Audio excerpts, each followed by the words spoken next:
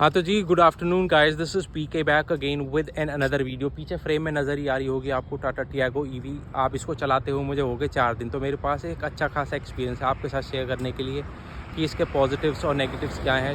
Should you buy a Tata EV in 2025 और not, और specifically Tata Tiago EV आपको ख़रीदनी चाहिए नहीं खरीदनी चाहिए, उसके बारे में बात करते हैं डिटेल से। तो आओ ये वीडियो स्टार्ट करते हैं।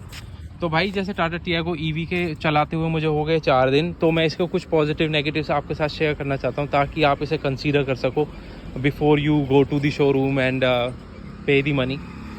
हालांकि मेरा एक्सपीरियंस तो काफ़ी अच्छा रहा, बट कुछ पॉजिटिव नेगेटिव्स हैं जो मैंने रियलाइज़ किए। हो सकता है कि वो सब्जेक्टिव हो, मेरे शायद कुछ हो, किसी और दूसरे के शायद कुछ हो। तो भाई सबसे पहले पॉजिटिव्स के बारे में बात कर लेते हैं। पॉजिटिव में सबसे पहला पॉइंट है भाई इसका प्राइस रेंज। 12 लाख रुपए की ऑन रोड या आपको मिल जाएगी आपकी सिटी में, प्लस डिफरेंट स्टेट में सब्सिडी के प्राइस डिफरेंट हैं। 1.25 लाख रुपए के आसपास आपको सब्सिडी मिल जाएगी, तो माइनस कर लेना वो 1.25 लाख रुपए और देख लेना कितने रुपए ये पड़ रहे हैं। तो पॉजिटिव के बारे में बात कर रहे थे भाई। यहाँ पे एक तो डे टाइम रनिंग लाइट मिलती है, बाकी इसमें LED आती हैं, और ये ऑटो हेडलैम्प हैं। ऑटो हेडलैम्प आ रहे हैं भाई, ऑटो हेडलैम्प आ रहे हैं हैचबैक में। और भाई रेन सेंसिंग वाइपर आ रहे हैं, वो भी हैचबैक के अंदर 12 लाख के प्राइस के अंदर, ठीक है। फिर उसके बाद जी शार्क फिन एंटीना आ रहा है, ये पॉजिटिव पॉइंट है। प्लस इसमें 10 इंच का इंफोटेनमेंट सिस्टम आता है जो Apple Android auto car play के साथ आता है, और जिसकी कनेक्टिविटी काफ़ी अच्छी है। और भाई इसका कैमरा बड़ा ही ज़बरदस्त है, बहुत ही ख़तरनाक वाला। मैं उसकी क्वालिटी भी आपको चेक करा देता हूँ, हाल ही करा दूंगा थोड़ी देर बाद में। अब चलते हैं इस साइड में।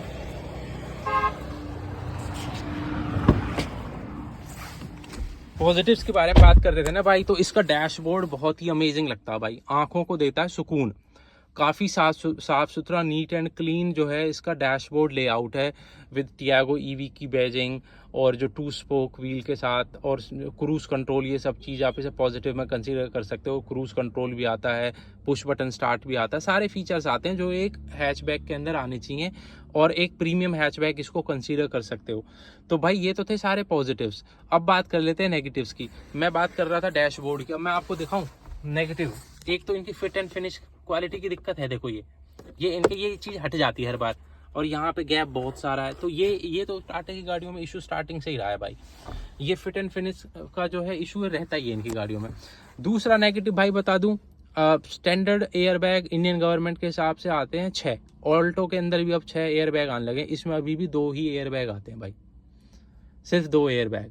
हालांकि बिल्ड क्वालिटी अच्छी है, उसको पॉजिटिव कंसीडर कर सकते हो, क्योंकि भाई 4 स्टार ग्लोबल एनकैप में इसकी सेफ्टी रेटिंग आई है। बट इसमें यार वो नहीं आते, 6 एयर बैग होने चाहिए थे, वो जो है वो इसमें मिस है। और भाई और नेगेटिव से बात कर लो, देखो ये नीचे एक्सपोजिंग पार्ट्स जो है ना टाटा गाड़ियों में नजर ही आते हैं। देखो ये इस तरीके के तार लटके हुए हैं, ये सब चीज़ें इनको कवर कर देते तो भाई क्या ही चला जाता, अच्छे रहते हैं, ये सब चीज़ अच्छी रहती हैं। अब नेगेटिव्स के बारे में बात कर लो। और ये 1 लीटर की बोतल है, अब इसको मैं यहाँ पीछे तो मैं रख लूँगा आराम से। देखो ये यहाँ आएगी नहीं अच्छी तरीके से, देखो ये आपके सामने रखा हूँ, जा ही नहीं रही। तो ये एक तो है कि बोतल आती नहीं ना, ये पीछे के साथ साथ क्या आगे वाली उस पर भी नहीं आती विंडो में। ये देखो मैं खोल के दिखाता हूँ आपको। अब ये स्पेस है, अब मैं इसमें बोतल रख रहा हूँ, आएगी ही नहीं।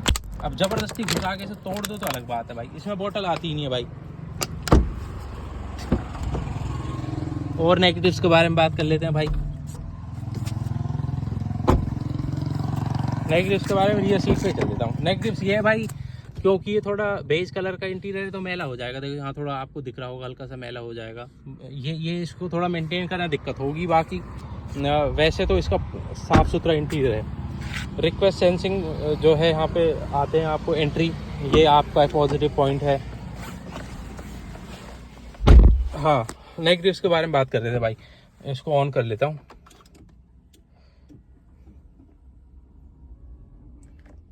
ठीक है, ड्राइविंग मोड डाल देता हूँ भाई। इसको जैसे नेगेटिव के बारे में बात कर रहे थे, देखो एक तो क्रूज़ कंट्रोल है ना, मैं भी चला के दिखाऊंगा। क्रूज़ कंट्रोल लगता ही नहीं है भाई इसका। क्रूज़ कंट्रोल में चलाता हूँ लगेगा ही नहीं। क्रूज़ कंट्रोल मैं आपको फिर भी चला के दिखा देता हूँ। मैं ड्राइव करता हूँ, पहले इसको सीट बेल्ट पहन लेता हूँ भाई। सीट बेल्ट पहना करो भाई जब ड्राइव करो। अब देखो मैं इसका क्रूज़ कंट्रोल लगाने की कोशिश करूँगा।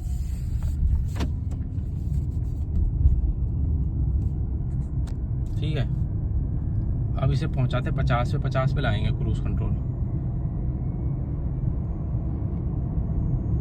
अब देखो मैंने क्रूज ऑन कर दिया तो यहाँ पे कुछ दिखाएगा ही नहीं और अपने आप ही जो है ड्रेन होने लग जाएगी इसकी स्पीड। तो ये भाई क्रूज कंट्रोल है तो सही, बट लगता नहीं है। हो सकता है मैं गलत कर रहा हूँ भाई, कमेंट करके बता देना। और किसी को एरर आ रही है, कोई यही प्रॉब्लम आ रही थी भाई, मुझे कमेंट करके ज़रूर बताना। हटा देता हूँ क्रूज कंट्रोल को, साइड में लगा लेता हूँ कार। ठीक है भाई, तो भाई मिक्स एंड मैच होने वाला वीडियो। सस्पेंशन इसके काफ़ी अच्छे हैं, बहुत ही नीट, मतलब बहुत ही साफ़ सुथरे। खराब road, bumpy road, pot holes को तो ऐसी ही पी जाती है। बहुत ही ज़बरदस्त सस्पेंशन है, टनाटन एकदम मस्त निकलती है, मक्खन की तरह भाई। कोई दिक्कत नहीं, कोई परेशानी नहीं। और दूसरा भाई इसका जो है 1 टच डाउन 1 टच अप कभी चल जाता, कभी नहीं चलता। देखो अब नहीं चला, अब यहाँ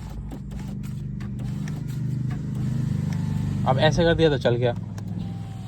ये 1 टच अप नहीं गया, नहीं गया। देखो फिर दोबारा करके दिखाता हूँ, देखो बंद है।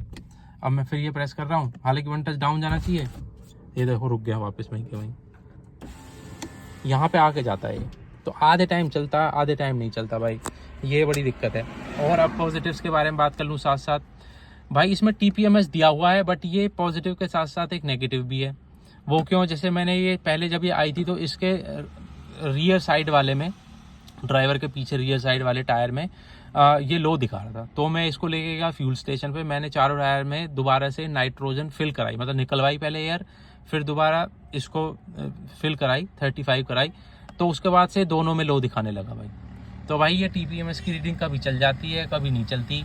तो ये सारी चीज़ें। बाकी पॉजिटिव में आप इसकी ड्राइविंग रेंज कंसीडर कर सकते हो, देख सकते हो सामने 97% बैटरी चार्ज है और 249 किलोमीटर की ये दिखा रही है। हालांकि जब मैंने 100% चार्ज करी थी मॉर्निंग में तो ये 270 किलोमीटर की रेंज दिखा रहा था। एक डिसेंट रेंज है जो इस हैचबैक के अंदर होनी चाहिए। आप ऑफिस जाना चाहते हो, ऑफिस से वापस आना चाहते हो, तो आप इसको आराम से 3-4 दिन में करा सकते हो। दूसरा भाई इसका पॉजिटिव जो है, दूसरा कहे तो बहुत सारे पॉइंट्स हो गए पॉजिटिव्स के। भाई इसकी जो चार्जिंग कॉस्ट है वो पड़ी 412 रुपये के आसपास 100% चार्ज करने पे। 10% 30 की बैटरी, 10% से सीधा मैंने इसको करा 100% पे, तो 90% चार्ज होने में इसमें लगे 419 रुपये इंक्लूडिंग GST। 60 वॉट वाले चार्जिंग स्टेशन पे किया था मैंने, और 1 घंटे 10 मिनट में चार्ज हो गई थी फुल 100%। तो भाई चार्जिंग कॉस्ट बड़ी सस्ती है और इसकी माइलेज भी काफ़ी डिसेंट है, तो ये आप इसको पॉजिटिव में कंसीडर कर सकते हो। ठीक है, हम बात कर रहे थे एक और पॉजिटिव की भाई। जैसे मैंने सीट बेल्ट पहनी हुई है, मैं आपको दिखा देता हूँ। ऐसे मैंने सीट बेल्ट पहनी हुई है, पीछे सारी सीट बेल्ट मैंने लगा रखी हैं। क्यों लगा रखी हैं उसके पीछे मैं बताता हूँ आपको। यहाँ पे MID पे करता हूँ। जैसे ही मैं सीट बेल्ट हटाऊँगा,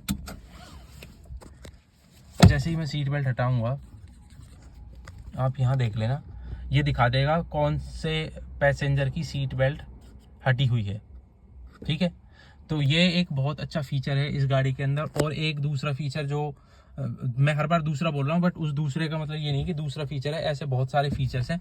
जैसे कि जैसे ही 80 की स्पीड से तुम क्रॉस करोगे तो ये बीप साउंड करने लग जाएगी that you are over driving the car, over speeding कर रहे हो। तो ये 80 की स्पीड पे बीप करने लग जाती है, तो ये बीप करती है भाई।